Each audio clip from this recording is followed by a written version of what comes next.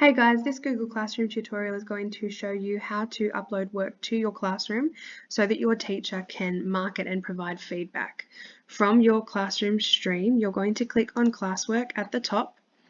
Then you're going to choose which activity you want to work on. For this, I'm going to work on my persuasive letter. So you will click on it and then you will click on View Assignment. It will take you to this page. From here, if you haven't started yet, you're going to read the topic, read the instructions, and then on the right-hand side, you're going to press Add or Create. Once you do that, you're going to click on Create New, and then you're going to create a new document or slide depending on what your teacher has asked for. For this one, I'm going to create a new document. When that's loading, then you will click on that document and you will be able to start typing straight away.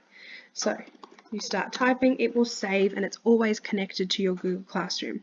Once you're happy with your typing and you've finished your work, you will click Turn In, and it will automatically go into your Google Classroom to your teacher. Once that loads again, it will come up with a button here where you say yes, you're ready to turn it into your teacher, which means it's off to your teacher ready to receive feedback.